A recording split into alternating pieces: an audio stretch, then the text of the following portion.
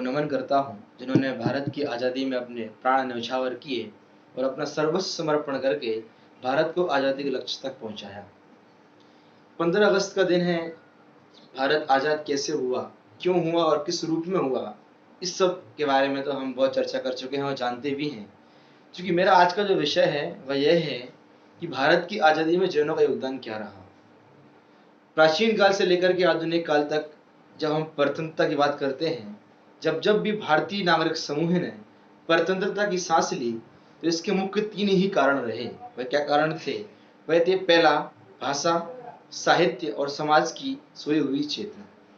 जैन समुदाय द्वारा इन तीनों कारणों के ऊपर, भाषा की बात करें, साहित्य की बात करें, चाहे समाज की बात करें, तीनों पहलुओं पर अपना अमूल्य योगदान देते हुए इनको जागरूक करने का प्रयास किया और भारत की आज़ादी में अपना योगदान दिया। चूंकि मेरा विषय यह है कि भारत की आज़ादी में जैनों का योगदान क्या रहा, इस विषय पर हमें अपनी बात करनी है। इस विषय को हम अपना आगे बढ़ाते हैं।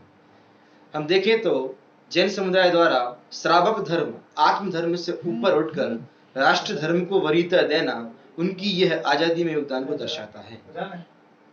जिनके विचारों में सरलता हो, जिनके व्यवहार में मधुरता हो और जिनके आचरण में अहिंसा हो, ऐसे गरिमामय गौरवशाली जैन समुदाय द्वारा क्रांति के दोनों चरणों में, चाहे हम बात करें उदारवाद की और चाहे हम बात करें उग्रवाद की, दोनों चरणों में अपना अमूल्य योगदान दिया।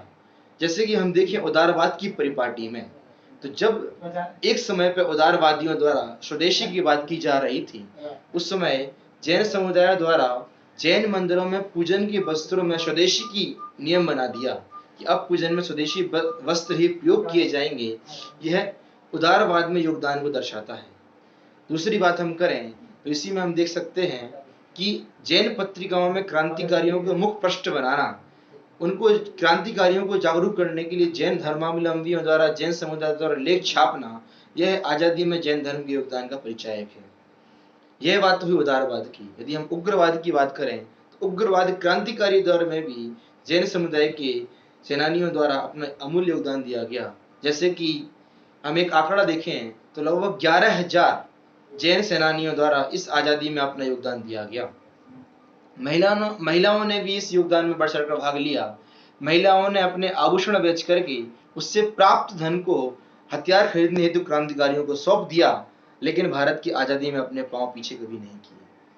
महिलाएं हों, युवाओं हों, बच्चे हों, सभी वर्ग समुदाय ने आगे आकर के इस आज़ादी में अपने योगदान देने का प्रयास किया।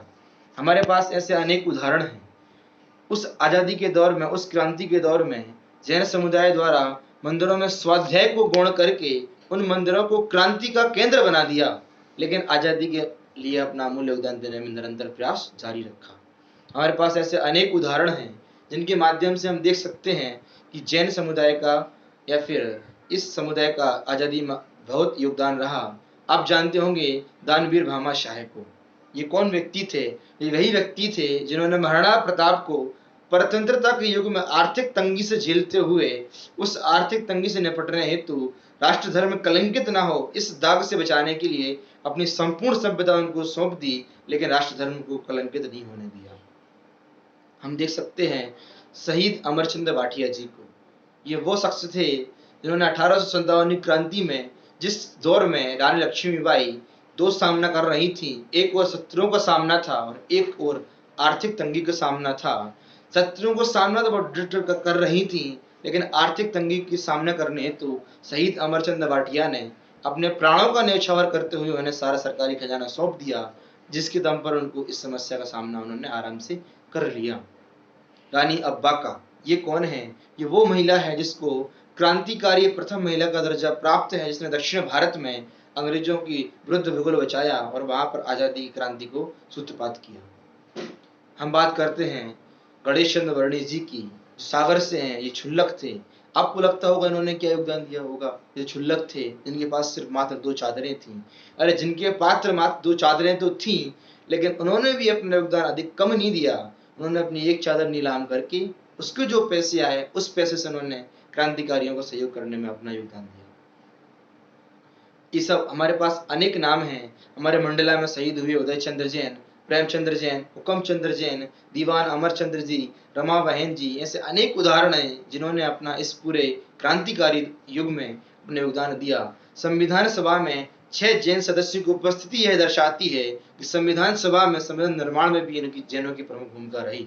आजाद हिंद फौज में सुभाष चंद्र बोस की चाहे चिकित्सक हों, चाहे आजाद हिंद फौज के नेतृत्वकर्ता के रूप में काम करने वाले हों, उसमें भी अनेक जैनों ने अपने योगदान दिया।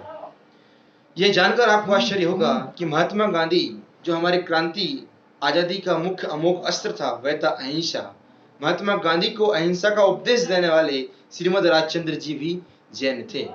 ऐसे हम देख सकते हैं कि हमारे इस संपूर्ण आजादी के दौर में हजारों जैन भाइयों ने, प्रत्येक वर्ग समुदाय ने, सिर्फ जैन समुदाय ही नहीं, प्रत्येक वर्ग समुदाय में ने अपना योगदान दिया। उसमें जैन समुदाय ने भी अपना एक बढ़ चढ़कर भाग लिया और इस देश में अपना, इस आज़ादी में अपना योगदान दिया। हम सबका यह कर्तव्य है कि हम इस 15 अगस्त के दिन उन सभी वीर सेनानियों को, जिन्होंने अपने इस आज़ादी के दौर में चाहे दान के रूप में हो, चाहे अपने बलिदान के रूप में हो, और चाहे अपना अन्य किसी भी तरह का सहयोग किया हो, उन सभी वीर सेनानियों को श्रद्धांजलि अर्पित करते हुए यह प्रण करें कि हम जिस पद पर हैं, जहाँ हैं, उसका हम पूर्ण दायित्व से निर्वहन करेंगे और इस देश को आगे ले जाने में, इस देश के भविष्य निर्माण में अपनी भूमिका निर्वहन करेंगे। तो ही आपका यह 15 अगस्त मनाने की सार्थकता होगी। सभी को जय हिंद।